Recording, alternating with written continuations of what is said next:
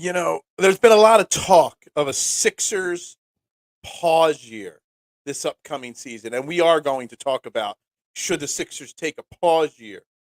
But as I'm getting set for today's show, and I want to talk Phillies for a bit today, I'm also thinking that maybe overreacting to wins and losses for the Phillies doesn't matter, and this Phillies season is actually a pause year too.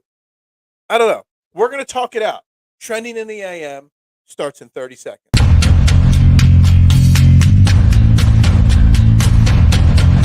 and goal.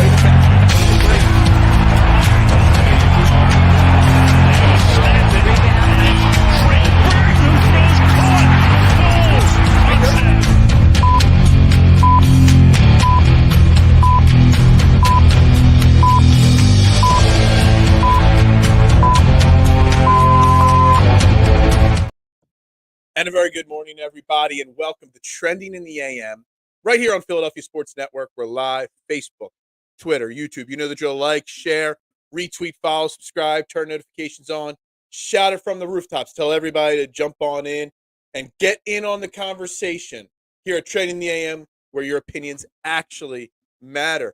I am your host, Phil Stifle. You can follow me on Twitter at Beard of Knowledge. And we got lots to talk about today. I want to spend some time today pausing as a franchise. Who won last night? We know who won last night. The Miami Heat didn't just win. They mopped the floor with the Boston Celtics again. And that just goes to show how bad off the Sixers are. And the conversation today is going to be about, is it okay to have a pause year as a sports franchise? We always talk about rebuilding or not. Can they get the sweep? I mean, Boston looks mentally checked out. It's very hard to sweep. I hate the phrase gentleman's sweep, but, I don't know if it's, a guarantee, but they got the series locked up. Same with Denver. Denver looks like they're mopping the floor with the Lakers as well. That Lakers Miami Heat final, or that Nuggets, Denver Nuggets, Miami Heat final will not be a ratings juggernaut, but it'll be a hell of a basketball series for sure. No team has ever come back, but they've still won a game or two sometimes. Good morning, Adam. How you doing? So, Adam, I know you go to a lot of games. I know Eric checking in early, saying I would have had fun with the Phillies because if I was there. Eric, I did not get an invite. Nobody ever invites me down. It's okay. I had plans this weekend anyway. The pause year and the Sixers pause year. I was not excited that the Phillies won 2 games this weekend against the Chicago Cubs. We said on Friday, how did we want this series to go? I said I would like to see a 3-0 sweep of the Cubs to feel positive. A bare minimum, we needed to win 2 out of 3. We got smoked on Friday night 10-1. We win big Saturday 12-3, and then we win a close one yesterday 2-1. And I just can't get excited for this Phillies team because 2 wins after a 5-game losing streak does not get the juices flowing in the morning. We need to see more. We need to see consistent, long-term success to get excited.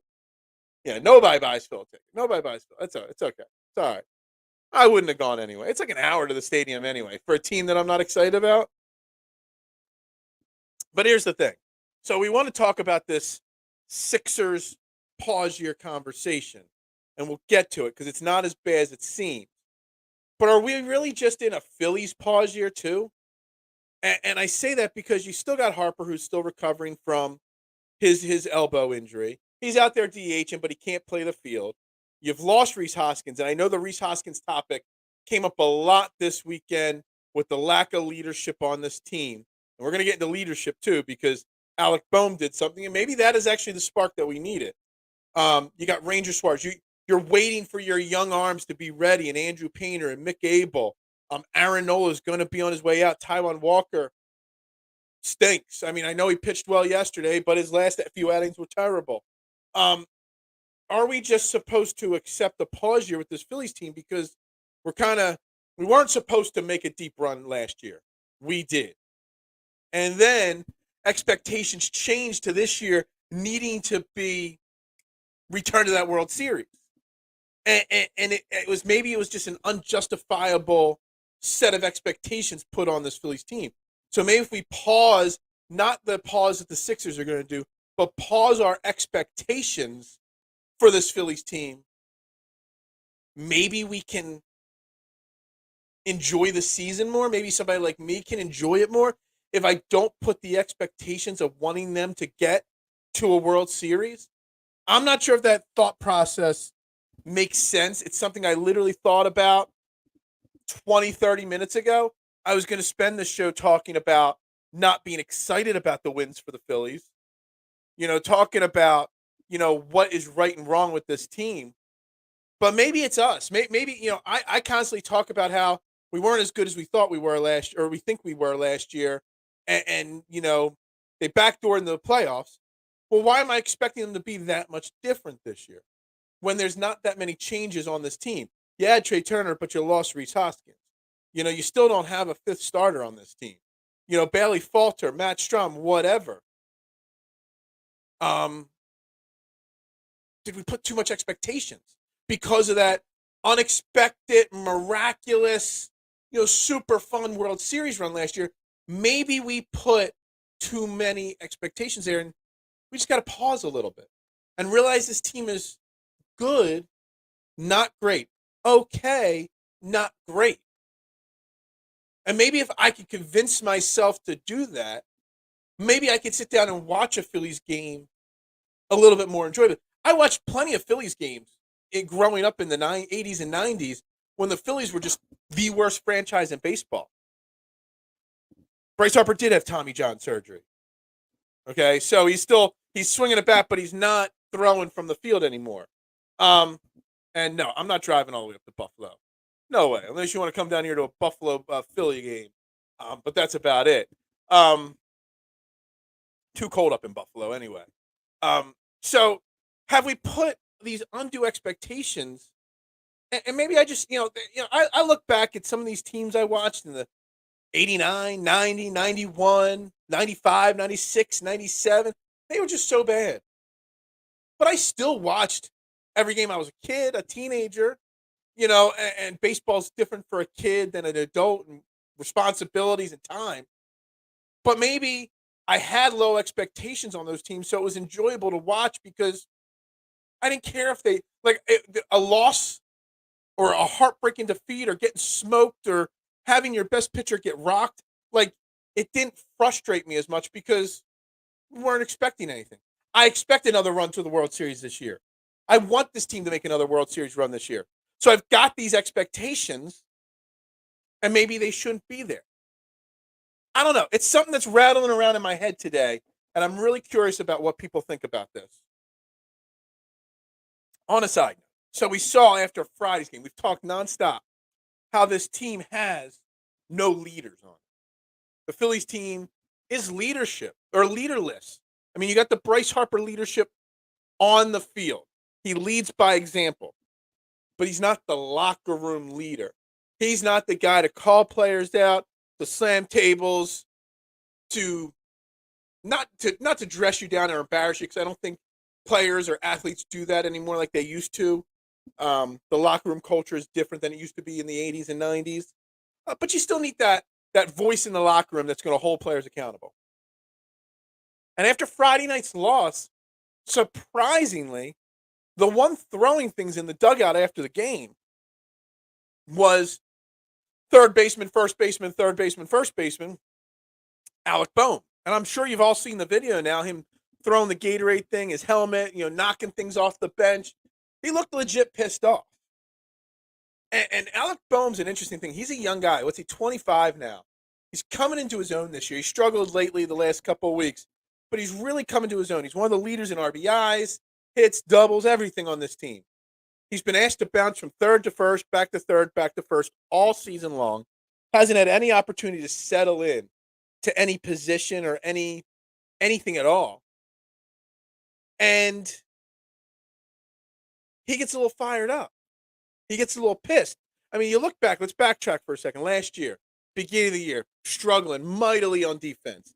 Commits those 3 errors in 3 minutes and is caught on the field during the boos saying, I effing hate this place.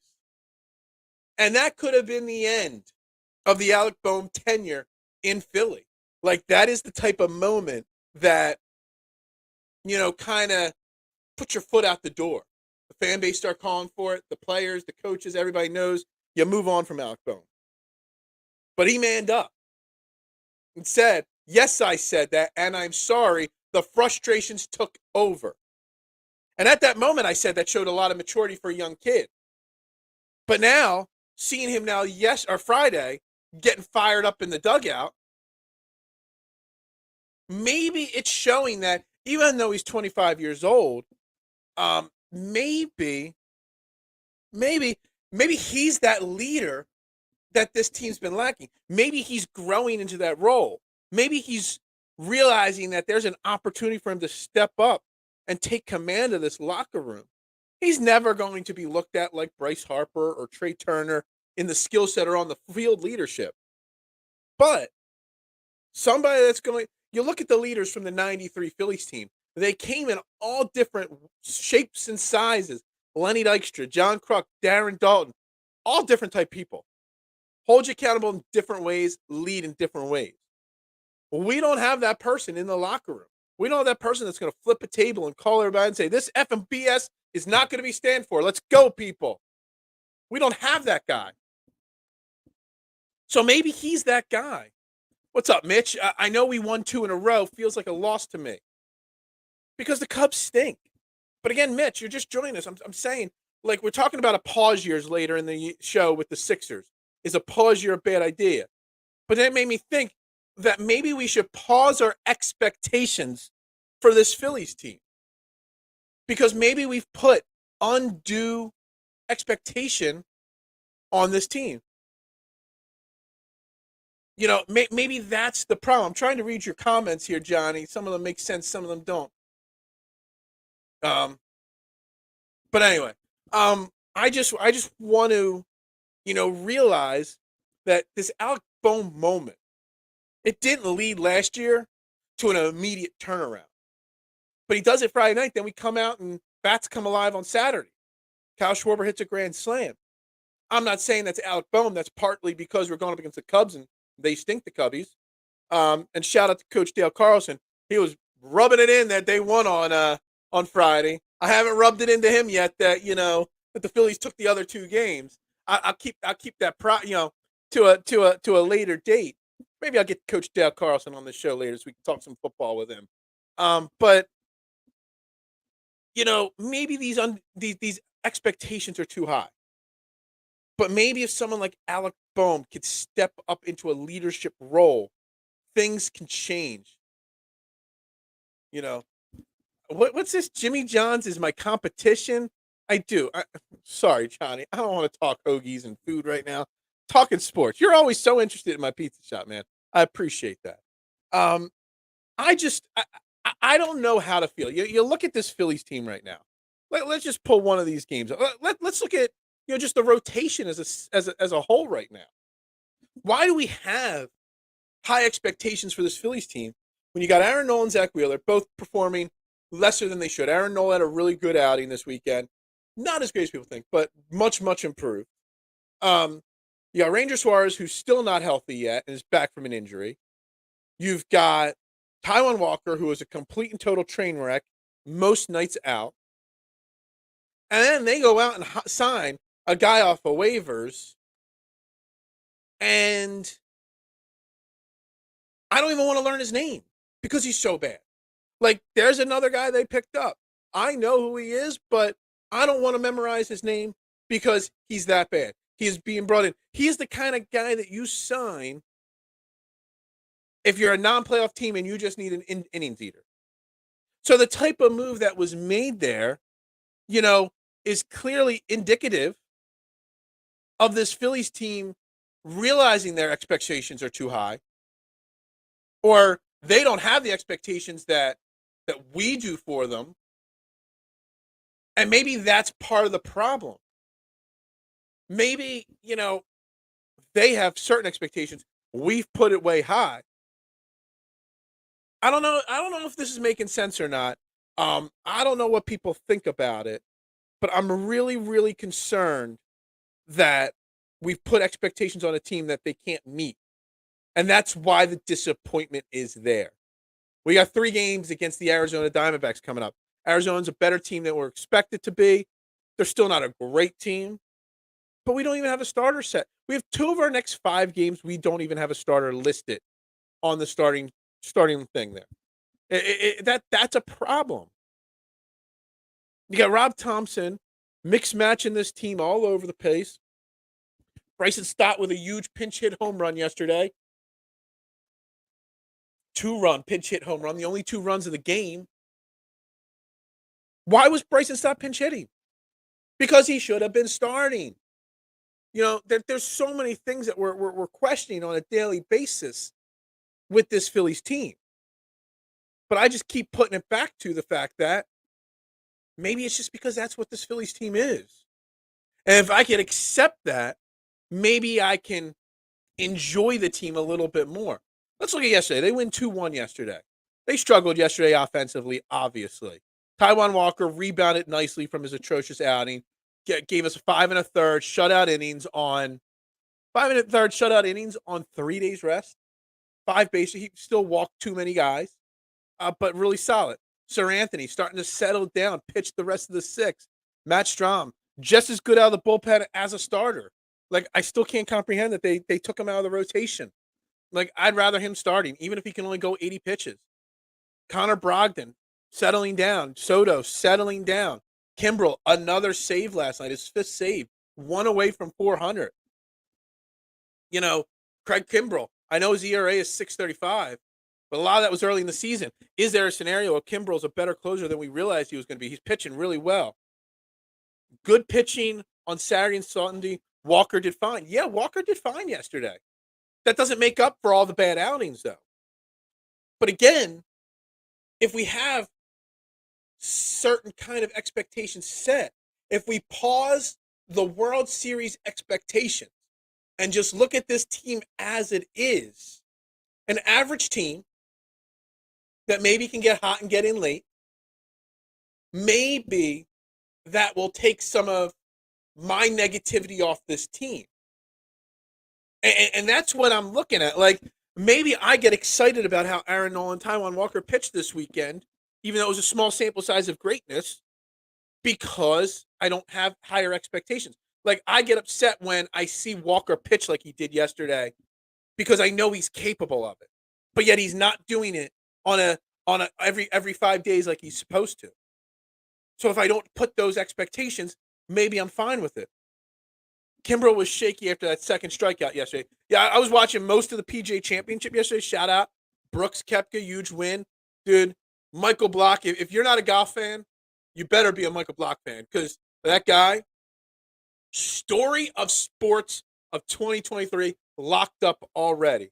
PGA pro, not a professional golfer, a PGA professional, like a guy that teaches at the golf courses is what they are. The PGA Championship lets 20 of them qualify every year. There was actually a guy from Delco, Rolling Green or Rolling Glen golf course in Springfield, was in it. He didn't make the cut, but Michael Block, in his 4th straight year qualifying for the PGA Championship, made a run, finished tied for 15th, which automatically qualifies him for next year. Made a hole-in-one late in the day yesterday, and Rory McIlroy hugging him, and he's crying after thinking his phone's ringing. This week's Colonial, event, which is, an invitation only. They send him their sponsors exemption to invite him to the tournament. He's just got 46-year-old dude just playing golf, better than us, but not as good as the PGA pros. All of a sudden, his 5 minutes of fame is booming. And his story this weekend, man, if you're not a golfer, go read his story, go watch his interviews, go watch the emotions. Man, if he doesn't win ESPY for greatest sports moment of 2023, man, I don't know what to tell you, man. If you didn't enjoy that, you're heartless. That was as entertaining as Brooks Koepka winning. That was more that made up for all my bets losing this weekend. Not all, but most of my bets losing this weekend. The Michael Block story, man, hell of a story. So that's why I didn't see the 9th inning. I'm just going off the box score of the 9th inning. Dude, I just wish I had a hole-in-one once. I wish I could hit the green. and have a putt for birdie on par threes most of the time, Mark. That would be a nice thing for me to have happen occasionally. But man, that was a hell of a weekend. And Fairway to Heaven tonight, 8 o'clock, right here on Philadelphia Sports Network, the Fantasy and Gambling Golf preview show. We will preview this week's Colonial, but we will talk a lot about Michael Block tonight, a lot about Brooks Koepka winning and the live guy winning a major tour, or a major event again. So we will spend a lot of time talking about that tonight as well, along with breaking down the golf event. So make sure you tune in tonight at 8 o'clock for that. But back to the Phillies. Kimbrel did look shaky based off of the numbers, but he's still pitching well as in the closing role. Considering the expectations I had on him were low. The fact that he's still closing games, still striking guys out, still getting his fastball up there most nights is pretty amazing. And considering that we're missing Alvarado right now, puts more pressure on him in that bullpen and closer role where he's got to be the closer most nights. So that's that. But Mark, I love your thoughts, Mark. Do you agree that if I put less expectations on this team, then I might not feel so high and low on a daily basis? Or should we have those high expectations on this Phillies team because of last year? I mean, let's think about it. Maybe I'm wrong on putting lesser expectations, pausing my expectations on this team. They are a $240 million payroll. They do have the fourth highest payroll in baseball. When you're the fourth highest payroll in baseball, you should be winning baseball games. You should be a really good team. When you've got Bryce Harper, Trey Turner, Nick Castellanos, Kyle Schwarber all making the money they're making, Zach Wheeler, Aaron Nola, borderline Cy Young winners, or almost Cy Young winners multiple times in their career, you should have expectations. And so maybe I'm wrong by pausing my expectations. I don't know. I don't think you should go high and low. It's a long season. I get that. I get it's a long season. But we are also pushing 50 games into this season. We are almost a third of the way. Actually, are we? No, we're almost a third of the way through the season. Okay? And that's a problem. When you see a 5-game winning streak, followed by a 6-game losing streak, followed by a 5-game winning streak, followed by a 5-game losing streak. It's not like it's been 3 weeks. We're almost 2 months through here. You can't win or lose your chances at the playoffs in April, but you can learn something about this team in the first 2 months. And I've learned the inconsistencies because they are an average team. But maybe if I expect them to be average, then it's acceptable. Baseball is a magical sport. Just sit back and enjoy it. No, golf and Michael Block yesterday. That was magical. Baseball is frustrating as hell. This is a team that will finish strong. Why, Mark? But again, and this is the fake news. I almost said that. I don't know why I almost said that. This is the misunderstanding of last year. They didn't finish the regular season strong last year. They barely got in last year. They finished the playoffs strong, or they played strong in the playoffs to get to the World Series, but they were not a good team for August and September last year. Not at all. I say you win some, you lose some, enjoy the ride. That's fine, Adam. I get that.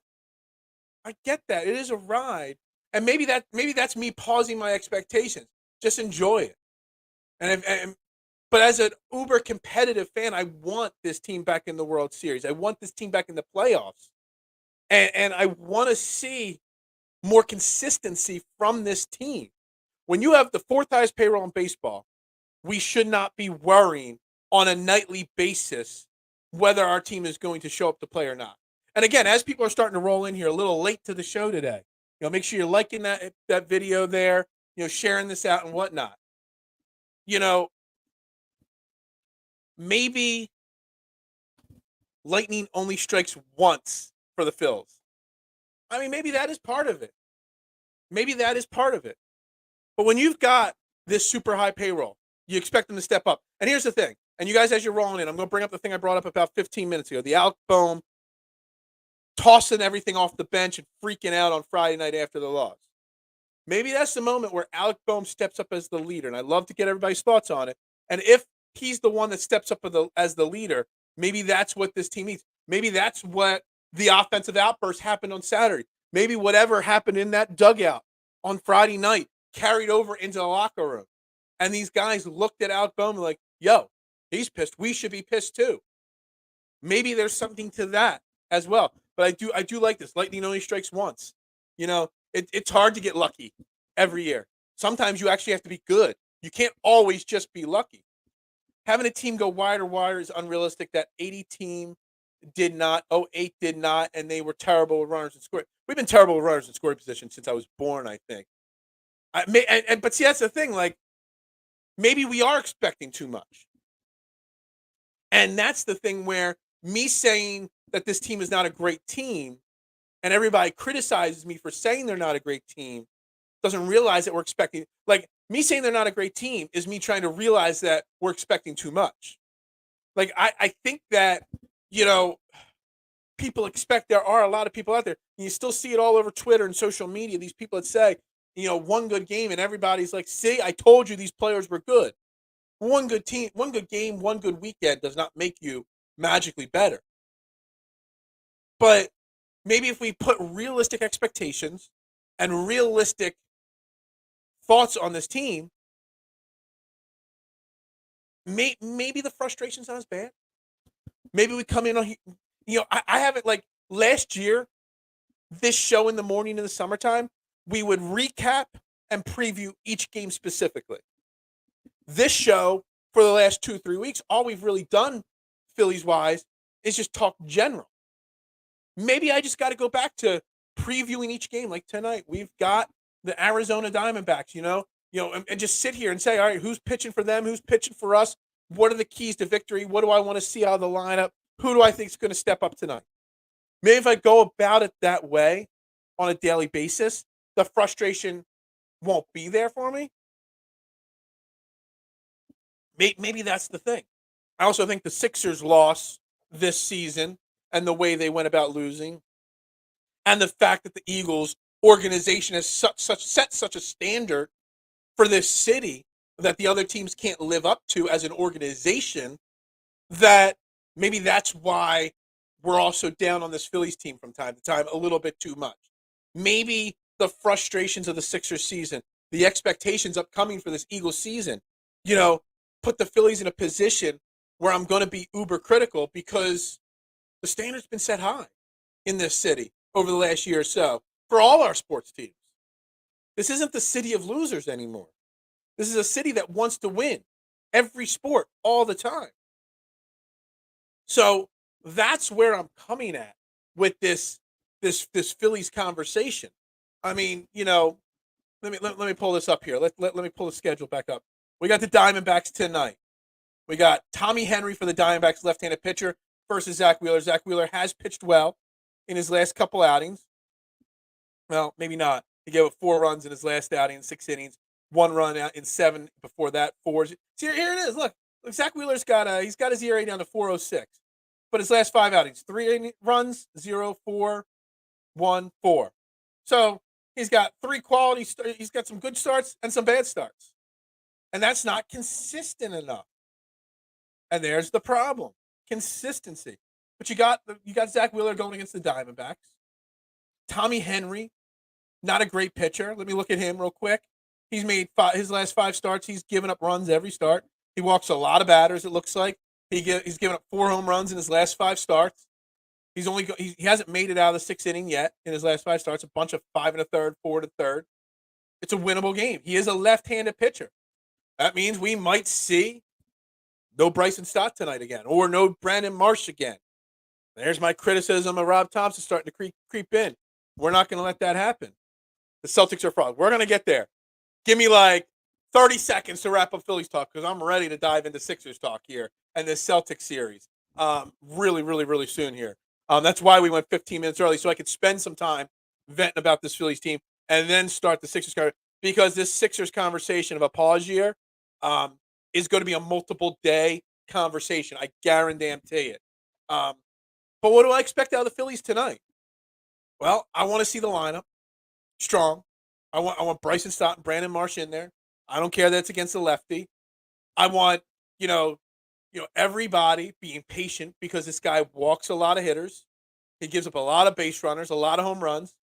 So that's going to have to happen. Now I need to see the Phillies follow up that losing streak with another 4 or 5 game winning streak, and then maybe we can start talking. And let's. I mean, the comments are rolling. Everybody wants to talk basketball again. Celtics down 3-0 is fraudulent activity. It sucks our Sixers couldn't completely expose them. Well, it sucks because it exposes how bad the Sixers collapsed in Game 6 and 7.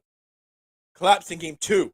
Remember, I was on this show saying Game 2 was so much more important than people. No. A split's fine. It's okay. It's no big deal. You let the foot off the throttle in Game 2. You let them back in. If you win Game 2, Game 3 they collapse, and it's a 4 or 5 game sweep. And we're playing the Heat right now. You're up whatever in Game 6 with 5 to play. You collapse. You let the foot off the throttle again there, or we're playing Miami right now. Game 7 had the opportunity there. Every big star came up small. This Celtics Heat series is so telling about so many of the problems that I know everybody wants to talk about the Celtics collapsing, but it's so telling on the problems of our Sixers team. The Sixers are super frauds. The Celtics are super frauds, in my opinion. Love Jimmy Butler getting in Horford's face last night. I love it. The little time, yeah. It was Jimmy Butler. I mean, we always talked. We spent the whole year waiting for playoff PJ Tucker. Well, I don't think PJ Tucker deserves the playoff PJ nickname. It's playoff Jimmy Buckets, and he comes to play in the playoffs year in, year out. He's the most amazing playoff player of all time. And the NBA might not get the biggest ratings of a Jimmy Butler versus Nikolai Jokic finals. Let me tell you, basketball fans are going to watch some really great basketball because they're two really good basketball teams. Celtics were a very weak playoff team, and Sixers didn't capitalize. So many chances to capitalize. And watching how they're imploding. Jaylen Brown looks tapped out.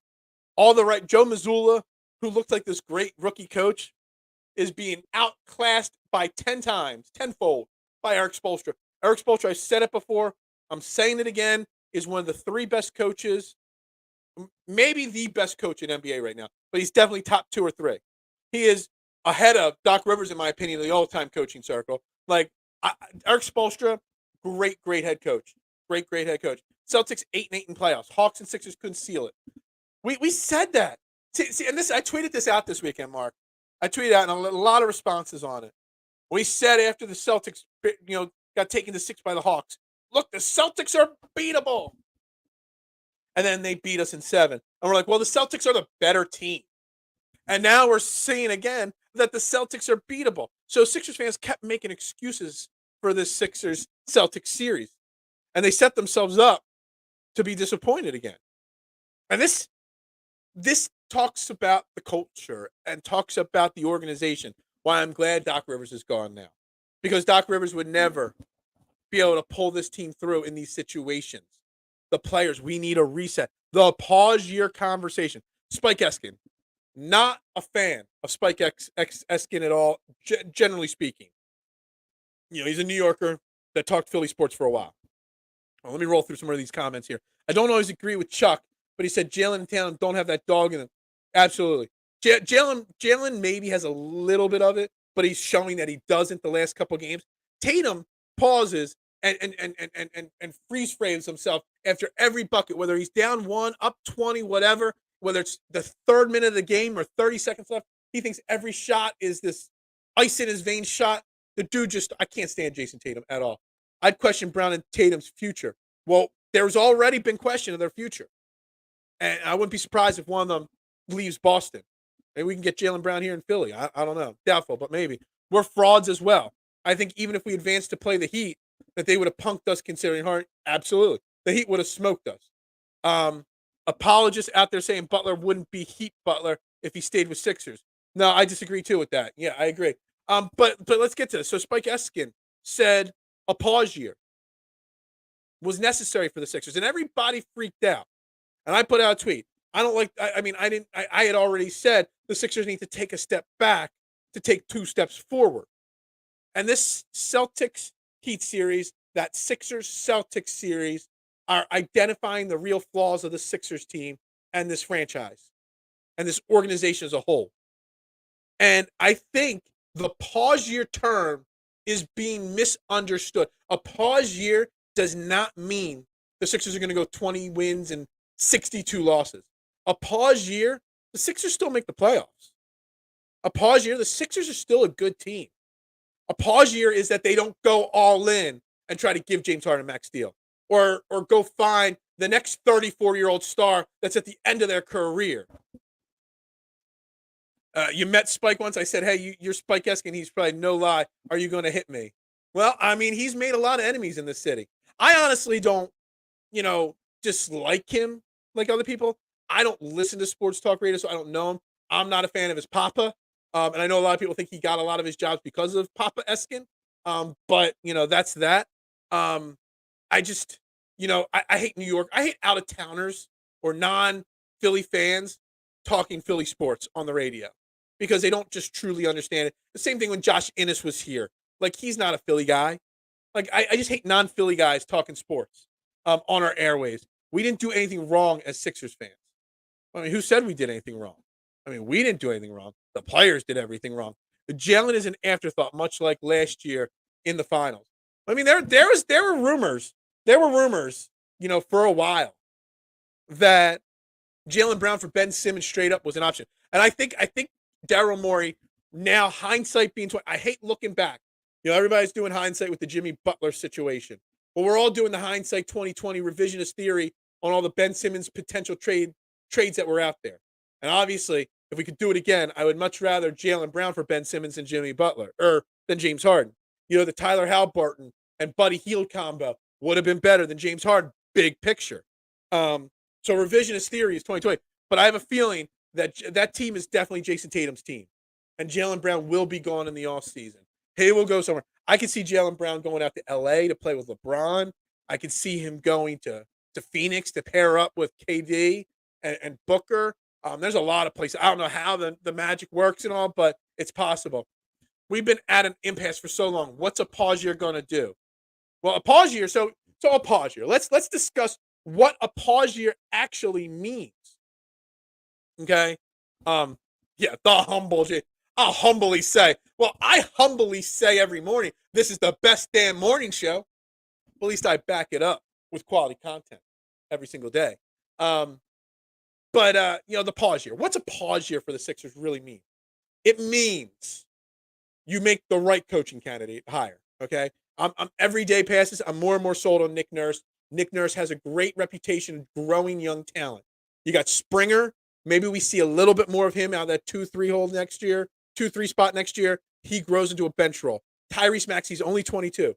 He plays like a star in this league, but I don't think he's tapped his full potential. So Nick Nurse, and whether you keep Melton, Reed, McDaniels, any of the young guys that we have, whichever ones you keep, you have a guy like Nick Nurse help develop them. A pause year means you walk away from James Harden.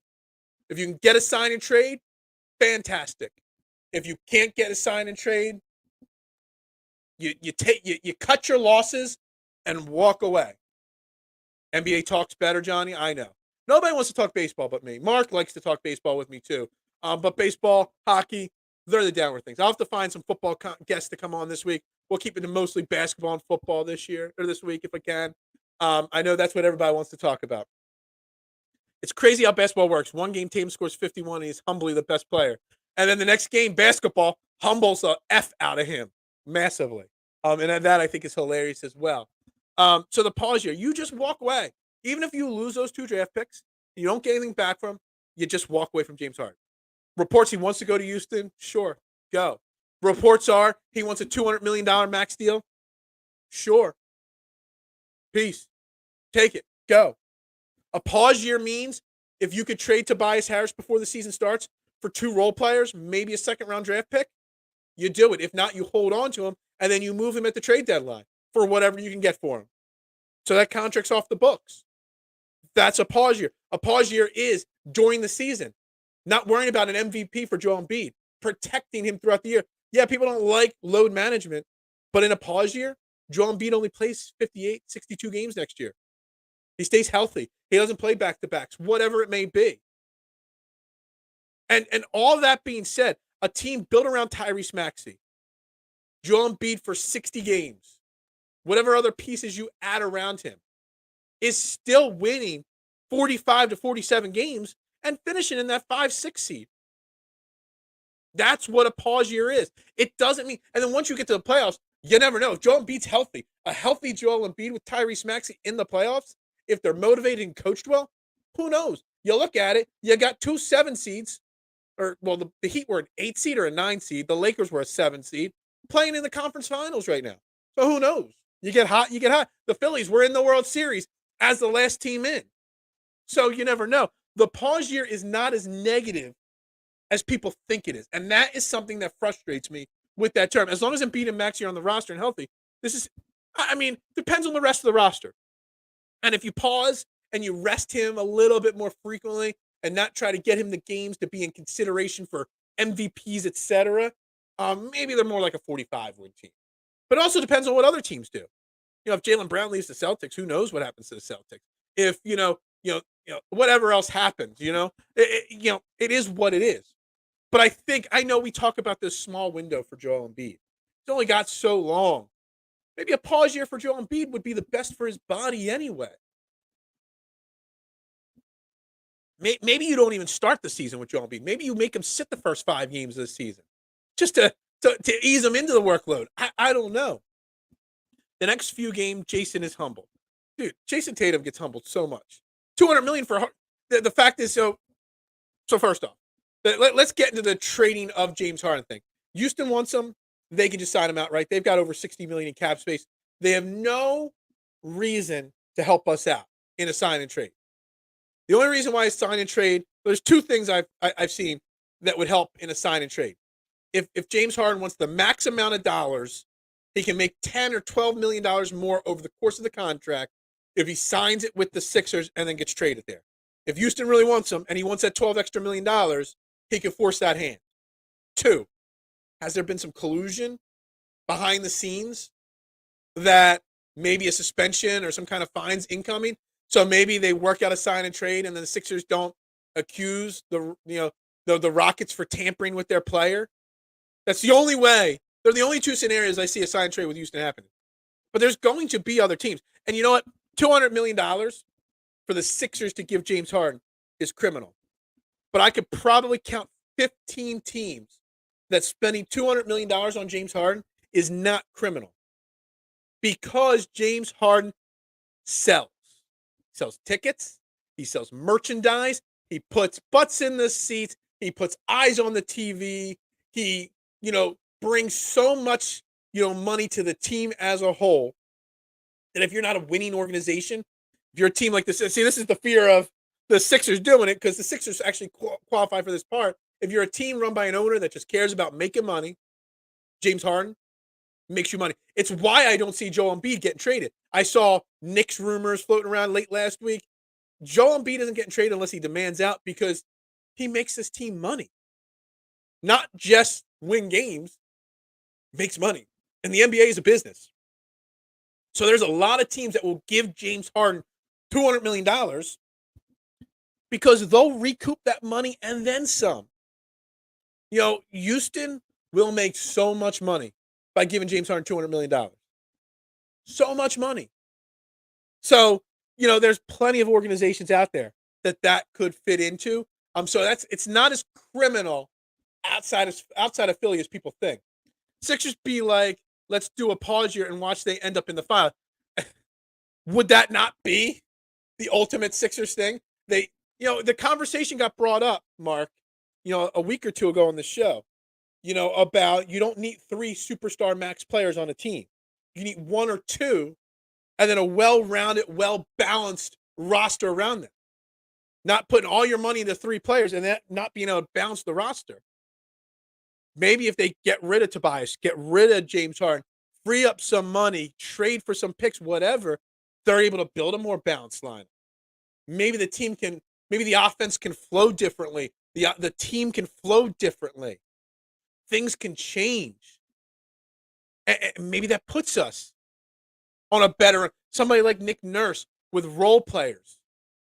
I look at what Nick Nurse did with Toronto with a young Patrick Siakam. Yeah, he had Kawhi Leonard, but he had young. When he took that Rockets team all the way in 2019, Heartbreaking. Kawhi Leonard, star player who's still at his peak. But he had a bunch of young, unproven talent around him. And Nick Nurse was able to build that team around Kawhi, but build up the confidence of these young players. And look what these guys are doing now. So it's kind of crazy. That's why he's kind of leading candidate right now for me. The Heat also have a great coach. Not like literally one of the greatest coaches of all time.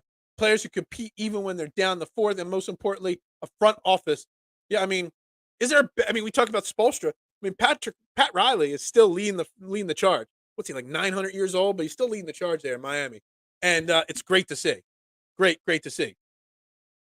Accuse them of tampering. Give us Jabari Smith as compensation. Give us Jabari Smith and the 3 pick as compensation. Let's accuse them of tampering. Somebody tweeted that out. That's why that they might do a sign and trade, because it'll save us from accusing them of anything. Maybe that's the case. That's all I can hope for. That is what I am hoping for at this point. It's still a 5-5 game. I believe what the MVP said. We need a complete team. Yeah, I mean, Marshawn, were you? Maybe we talked about this on the show with you about it. You know, maybe less stars and better role players. I mean, look at the role players. I mean, compared to the role players on the Heat, let's just say. You look at who played on this Sixers team. You know, PJ Tucker, a great role player, but older. D'Anthony Melton, really good, but young. Untapped potential, maybe there. But Tobias Harris is really a role player. Jalen McDaniels didn't see the court in the entire Celtics series, I don't think. You got people like Furkan Korkmaz and Dwayne. We have every single roster spot on a team. There's 15 roster spots. There were at least 4 that were wasted roster spots. Hell, you had last night, because of the culture and the role players and the way the team is built. You had, think about this. Well, I don't have it up. Is it Cody or Kyle? Cody Zeller. Cody Zeller for the Miami Heat, playing meaningful minutes for the Miami Heat in a Game 3 of the Eastern Conference Finals. That's a culture. That's a rotation. That's depth. That would be like them saying that the Sixers would have thrown Montrezl Harrell or Dwayne Dedmon in there and gotten valuable minutes. They wouldn't have gotten anything valuable out of them. But the Heat have built something. I love the Heat last night. And well, we got another Phillies comment here. Phillies need to win 10 in a row to turn my head. No, see, even 10 in a row is a bit much, Hogan. SUVs, Hogan. I need to see them win 4 or 5. And then only lose 1. And then win 4 or 5. I need stackable winning streaks. Multiple stacking winning streaks there. Our number 2 should have no problem being number 1 because Joel feeds. Not sure Maxey is that guy. Maxey's only 22 years old. Talk about the Phillies putting undue, pressure on the Phillies organization, undue expectations. We're expecting a 22-year-old Tyrese Maxey to just magically be this 26-year-old veteran that's, elite of the elite. Maybe that's putting too much. But maybe a guy like Nick Nurse could get a little bit more out of him. I'm not going to say, look, his size, he's 6'2". Who else is 6'2" in the league? There are actually quite a few 6'2 players, 6'3 players. Kyrie Irving's only 6'2", 6'3". Steph Curry's only 6'2". There's plenty of 6'2 guys. Yeah, he only played 18 minutes and had 4 points, but he was getting buckets. He was getting rebounds. He was hustling. He was all over the court. I watched 3 minutes of Cody Zeller's time out there, and I got more enjoyment out of watching those 3 minutes of Cody Zeller that I saw than I did out of anything that any Sixers backup role player did, because he was maximizing his minutes out there. But Tyrese Maxey, I think, maybe under a Nick Nurse, can teach him a little bit more how to maximize his size. Plenty of small guards maximize their size. If Nick Nurse could turn Fred VanVleet got a max deal. Fred VanVleet was an all-star under Nick Nurse. Tyrese Maxey's got more speed than Fred VanVleet ever had combined. The more and more I talk about it, the more and more I want Nick Nurse, which means the more and more I talk about it, the more and more Mike D'Antoni is going to be the guy. All right, let's make sure we're hitting that like button, that subscribe button, that follow button there, as we got about a dozen people watching right now. Only got 10 likes on the YouTube channel right now. Let's go. and his defense for his size in that Celtics series. Yeah, I think there's, how do I say this? Some overrating of how bad some players are. Like everyone says Tobias and Tyrese are bad defenders. They're not. They're not great. They're not locked down defensive player of the year award candidates. But they play solid because a lot about defense, as long as you hustle on defense, I'm okay with you being an average defender. As long as you got someone like Joel Embiid. I want a coach that comes in here that just tells Joel Embiid, I don't need you scoring 35 points a game. I don't need you taking 30 shots a game. Play great defense, dominate the paint. You're going to get your buckets and your points. And just play amazing defense. If you got a guy like Joel Embiid who's capable of being the best defender in the league, just committed defensively for a whole season, Tyrese Maxey then gets more space out in the open to do what he does. And if Joel Embiid's down low more frequently, when Tyrese Maxey takes one of those crazy layup shots and it misses, you got Joel Embiid there to put it back. Van Fleet was once the highest paid undrafted player. I was just going to bring up, I got sidetracked for a second. Duncan Robinson, man. I love him on the Heat and what he's doing. Duncan Robinson is exactly like Daniel House Jr. for me this year on the Sixers. A guy that was part of the rotation, expected to be part of the rotation, expected to be part of the team, lost their spot on this team. Daniel House did. Duncan Robinson was a DMP coach's decision a lot this year after struggling early this year. But Daniel House stayed ready. And late in the season, and then come playoff time, was ready to go. Duncan Robinson's number was called this playoff run, and when he hadn't played much in a long time. And that boy showed up, stayed ready. He didn't get ready. He stayed ready. I love to see it. That's why that Joel Embiid, the Miami rumor mill, will always be there. Maybe James Harden wants to go to Miami. That was where he wanted instead of Philly and Brooklyn originally. If he doesn't go to Houston, maybe he wants to go to Miami. Not that Jimmy Butler would sign off on a James Harden tandem, but maybe you could get, Duncan Robinson as a throw-in if you make a deal with Miami for anybody, because that would be, that'd be nice. I'd take him coming off my bench, knocking down threes for sure. Defense still wins championships in 2023. Not much you could do when team hits from three. Look at last night. Yeah, you still need to be a really good defensive team, but effort and hustle, you can't teach that. And if you have a good coach with the right schemes, maybe you can survive with Tyrese Maxey's deficiencies on defense if Joel Embiid 100% buys in on defense. I watched him shut down Jaylen Brown quite a few times. Who are we talking about there? Are we talking about Duncan Robinson? Or are we talking about Tyrese Maxey? Who are we talking about there? But yeah, I mean, it's not as frustrating as it sounds. Spike Eskin and me, because I kind of was talking about it before Eskin, or at least before I saw Eskin talk about it. This pause year, this take a step back year, it's not a rebuild. It's not a retool. It's a reset. It's a refresh. You've got talent on this team. You're bringing in a new coach. You need a coach that's going to set a culture that's going to be built upon over the next 3 to 5 years. Does Joel Embiid even have 5 years left at a competitive level in this league? I mean, I fear he doesn't, but he's 29. If he can learn to protect himself, if he can learn to manage his minutes more, his games played more, and the way he plays, can he play 5 more years at an effective level? Maybe 3. And that's why everybody wants to go all in and just go get Dame Lillard, trade everything, or I saw people saying trade Tobias and Tyrese Maxey to get Dame Lillard because Tyrese Maxey is going to have to be included. I don't know if I'm ready for that. Do you want a 32-year-old Dame Lillard when a 34-year-old James Harden's not good enough? I don't know. You're just getting another older guy that's got injury issues. I'm almost guaranteed we will see Jalen Springer if next year. Well, you're going to see him no matter who's the coach next year. Because you got to think about it. All this talk about this offseason, who's going to go, who's going to stay, who's going to be brought in.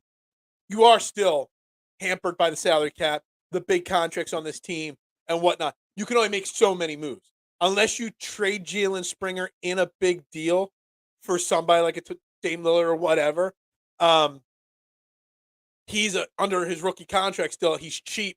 He will be part of this rotation next year. Whether he's in that 6, 7, 8 range off the bench, like the 6th, 7th, 8th player on this team, or if he's in the back end of the rotation where he's the 9th or 10th guy on this team, that's to be seen.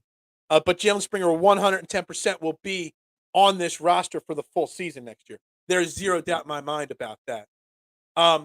Another thing I wanted to say is we would have not gotten our ass kicked like they did against Miami. You're saying if we played Miami right now, the Sixers, we'd be competing with them? That this wouldn't be a blowout? They wouldn't be up 3-0? Maybe. I don't know. I mean, I think the rivalry between Butler and Embiid, even though they're close friends, maybe would have swayed one game our way. I don't know. I don't know how Embiid's knee would have held up either. Harden should not be back in. I think there's literally, you would have asked me this 6 months ago, 3 months ago, I would have said, I don't know, maybe, I would, whatever. But we saw it in the playoffs. We all did. There's no reason James Harden should be back. He just can't get to the rim anymore. He can't finish through contact anymore. He's a step slower, and he's going to be 34. So if you've got to give him a 4-year deal, if you think he's this much slower, if any team gives him a 4-year deal, James Harden, if he has to play at 38 years old, man, anybody ever seen that gif of that guy just that heavy-set guy throwing up bricks? That's what you're going to see out of him. I mean, he's not going to be – I don't even know if he makes it to 38 as an NBA player. I don't know if he wants to. Springer would at least bring effort. Springer's got something in him. We saw the last 2 games of the year in mop-up duty throughout the year. People that cover the Delaware 87ers, Zach Chavella from Philadelphia Sports Network and a couple others that have seen a lot of his 87ers or Blue Coats. I keep calling them the 87ers. The Blue Coats work say the kid's got talent. And he could be another one of those late first-round steals that the Sixers have made. He just needs a coach to develop him and give him the confidence where he could be out there on a regular basis. So I've got no problem with him being part of the rotation next year. I got Joe at 32, and he's done. I don't get that. Maybe I'm missing something there. I got Joe at 32, and he's done. I'm not sure. Korkmaz's contract should be moved. Is it the third year? Is this going to be the third year of that 5? He signed a 3-year, $15 million deal.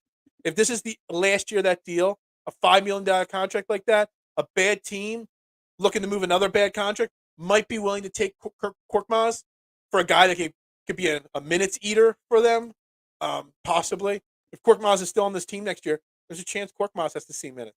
I'm a Korkmaz guy. I love Korkmaz. I do, because he's just a fun guy. But where Daniel House Jr. kept himself ready all year long, Korkmaz looked so uninterested, like he didn't even want to be there. He never looked like he stayed ready at all this year.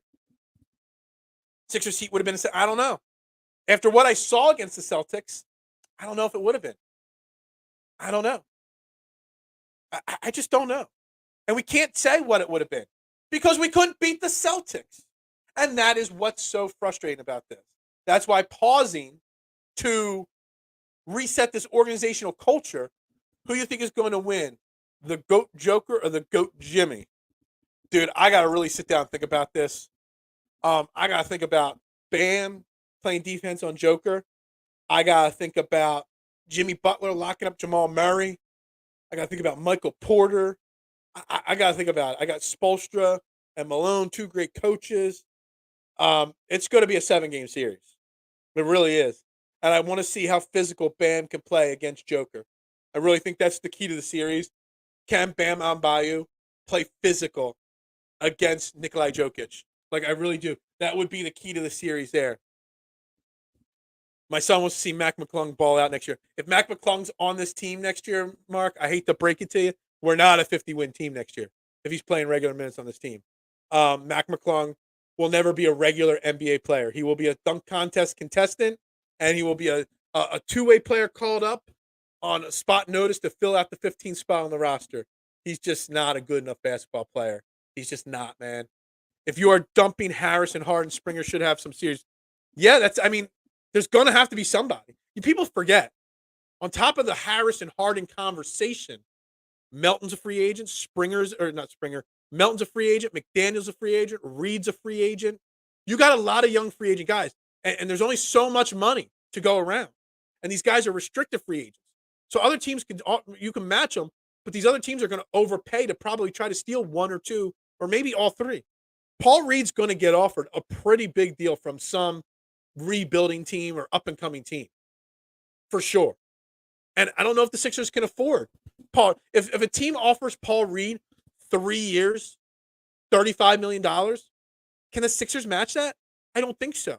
If DeAnthony Melton gets an offer of 4 years, $70 million, which sounds like a lot, but when the max contracts are, when $18 million is not a lot when max deals are, $50 million a year. So with the value of contract, can the Sixers give Melton $70 million? No. McDaniels is going to get 3 years, 18, 19 million from somebody, possibly. Can the Sixers do that? Maybe they can bring back one of those 3 contracts, but not all 3. So there's going to be serious minutes for Springer to play next year, and I'm all for it. And if that means a pause year so that we can develop him, so that the following year a Maxey Springer, core is the start, I'm okay with that. I was saying I got Joel Embiid at about you said Joe, so Joel, sorry. And I think we're going to see a big drop-off. So that's 2 more.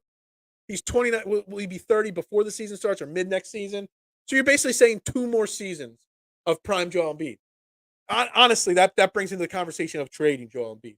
If you've got 2 more years of Joel Embiid, you don't trade Joel Embiid. Josh Harris would never do it. The fan base would be in an uproar. But at this point is when somebody like the Knicks or the Heat might trade you 3 starting level players and 2 or 3 draft picks. And if you get a comp, if say the Knicks one was the one floating around this weekend, if the Knicks offer you Bridges, Hart, somebody else, and 3 first-round picks for Joel Embiid, you're telling me you're not taking that and building around a Bridges and Maxey backcourt with Hart and Springer as your core guys off the bat?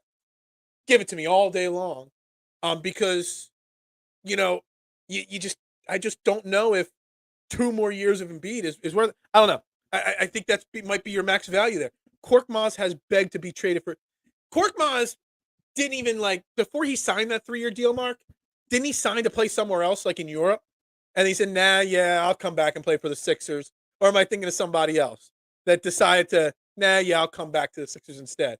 Korkmaz wants out of here, so find a way to get him out of here. He looks so miserable in this Philadelphia locker room. Korkmaz and Montrezl together. Montrezl was only on a 1-year deal, so I don't think you can do that. I don't think anybody's making a sign and trade for Montrezl Harrell. What's the new coach? You never know. He might be able to get the best out of him. The Turk. I mean, Korkmaz has got a shot, man. And he plays with the swagger. If you're new to me and my content, I always call him the Turkish MJ. He plays with the swagger of MJ, but he's from Turkey, so he's not MJ. So, whatever. I thought I saw someone say that Melton was part of that young group of free agents as well. Maybe you're right on that. I got to do a better job of fact checking my tweets that I read and seeing what's going on. So if Melton is coming back, that's great because I am a Melton fan. I really am. But he's definitely a bench player and should not be starting. I don't want to see a Melton and Maxey starting backcourt because you lose Harden and you don't have a point guard because that would be a train wreck right there. Absolutely. If he played physical against Joker, whenever someone plays physical, yeah, exactly. You see what Joel Embiid did against him, obviously. Does Shake come back? Shake's on the end of his deal, too. Maybe it was Shake, not DeAnthony. That's the part of the free agent group then. You might have to bring Shake back. You're going to have a bench. You're going to have somebody that can handle the ball. Maxey's not a pure point guard. Shake's not even a pure point guard either. But Shake's a good Shake's not a playoff guy. You don't want him playing regular minutes in the playoffs. But as a regular season guy, your 8th or 9th guy on your bench, there's nothing wrong with Shake Milton. I don't have a problem with Shake Milton. Hold on to Paul Reed. Nick Nurse loves players like him. Yeah. I mean, I have no problem holding on to Paul Reed. Giving him the minutes, it's just the money. Are you going to pay your backup to Joel Embiid $10, $12 million a year? It's not what they've done. They haven't. They keep peacemaking the backup center position. I would love to see Paul Reed and Joel Embiid on the court together. Springer's way better than we realize. I really truly believe that. Springer just got natural defense in His shot's gotten a lot better. Yeah, some of the shots I've seen him take, even though they're garbage minutes and those last two, the garbage games, he looked like he had a smooth release on his shot. Smooth, efficient jump shot was there, I think. Mark, you think he'll be impactful until 35? His talent alone. So you're saying, so that's 5 more years. Well, if he's got 5 more years of impactful play, and you know what, honestly, Embiid could be impactful even if he's not putting up 35. If he's just clogging up the lane and playing defense, honestly. So I'm not trading Joel Embiid, most likely, because of that. I'm just saying you got to consider it if those offers are there. I'm not taking that. Gobert got 5 picks. Anything less for Joel. Right, but 5 picks. We don't want just draft picks. If we traded Joel, we need more than just picks. We need players. We need guys that are going to step in and keep this franchise afloat too. Because you're trying your best to trade Joel, but also stay competitive. So in that sense, you don't want to just take a step back too far. So maybe 5 picks and a couple players. I just want Bridges in Philly, Bridges and Hart in Philly. So yeah, I would do whatever I can. I'm Brunson. Sorry, man, I'm off today. I feel 1,000 times better today than I did last week. But man, I'm off my game. I'm messing up words and I'm floundering today. It's a good thing very few people are watching today. Poor effort. C- effort from me today. I'm sorry. That's my bad. The Turkish Bullet. I like that nickname. I call him the Turkish MJ, but Turkish Bullet for him, works as well. It was him. Look, I don't know. I just think we're going to continue this conversation tomorrow. I'm going to do a little bit more research and more thought process into this as we get set for it. But the pause year isn't the worst thing in the world. Like it really isn't. I want everybody to do their research tonight. Find out trades, figure out the free agents, figure out what we could do, how we could pause, take a step back while taking 2 steps forward, and what it can do. And I think it's important that we do it. Joe's conditioning needs so much work. Yeah, it's so funny, Marshawn. You're saying this about, Jokic. And my wife, she'll watch the Sixers game when I have them on. I had the Nuggets game on the other night, and I don't think she even knows who Nikolai Jokic is. And she saw him grab a rebound and run down. And she's like, who is that man? And why does he not look like a basketball player? And I tried to explain to her. I'm like, he looks unathletic. He looks like he's laboring out there. But the guy is way better than we've given him credit for. Hence why he's going to play for the NBA championship in a week or so. If he becomes a back against the rim guy, I could see him lasting a lot longer. I would just like to see him just, lock himself in a room with Shaquille O'Neal and watch game footage with Shaquille O'Neal all offseason. That would be the ultimate right there. It really would. And then if he could play like Shaq, and not be taking 3-point shots, not being the point. I joked. I called him the first point center in NBA. No, I don't want him to be a point center anymore. I don't want every time him dribbling off, hand it off to the point guard at the top of the arc. Like that takes a lot out of you. No, just stay down there. Play under the rim. You're 7'2", 205 pounds. Nobody in the NBA can stop you under the rim. Just play like that. Stop trying to draw fouls. Just go up and dunk it and just draw the contact that way. So it's about 3 years of prime Joel and about 3 more years of fair Joel. Phil fans, unite. Yeah, I mean, the viewership was a little off today. It is what it is. It wasn't my best effort today. 2 Miami teams in championships in the same year. Who else is in the championship? Miami Dolphins aren't. Marlins aren't. There's a hockey team in the championship, I guess. I guess that's what you're saying. I don't know. I don't watch hockey much. Joel has to come to get more back to the basket plays for him. Yeah. I don't want him getting the ball 18 feet away from the rim with 5 seconds on the shot clock. That doesn't do it for me. That's not how you do it. Pound the like for Bridges and Hart. Bridges, Brunson, any of them. Just give me them. It's Panthers. I guess the Panthers made the Stanley Cup. Good for them. Good for them. I haven't watched hockey playoffs yet, so couldn't even have told you they were in the. If it wasn't for Brooks Koepka saying that after the round on Thursday he was going to go home and watch the Panthers game. No, the Peas game. He called them the Peas. I didn't know anybody called the Panthers the Peas, but Brooks Koepka supposedly calls them the Peas. So that is what it is. It ain't you. Corporate breathing down our necks, Phil. Who's corporate? There ain't no corporate here. There ain't no corporate. This is all me. I am the sole corporate proprietor of Training the AM. Anyway, we're going to wrap up Training the AM right there for the day. Right here on the Philadelphia Sports Network, another one of these extended edition episodes. Maybe I'll push it off and start the normal 8:30 time tomorrow. Give myself an extra 10 minutes so that maybe I don't mess up so many names. And who knows? Maybe I won't. Make sure you tune in tonight. Fairway to Heaven. We're going to be talking a lot more golf. Michael Block's, magical run to the PGA this weekend. Brooks Koepka, this week's Colonial. We're going to talk it all tonight. Jason Sullivan should be back in the co-host chair with me talking all this stuff tonight. Make sure you like, you follow. They say stop listening to Phil. Back to work now. Just put your earbuds in. They'll never know. They'll never know. Thanks, Adam, for checking. Thanks to everybody checking in. Make sure you share, like, follow. Always a great day. I'll be back tomorrow morning, tonight with golf. You know the drill, guys, everybody. Tell everybody. Shout from the rooftops. You don't want to miss this show. It's the only show where your opinion matters. For Philadelphia Sports Network, I am Phil Stifel. We'll see you tomorrow.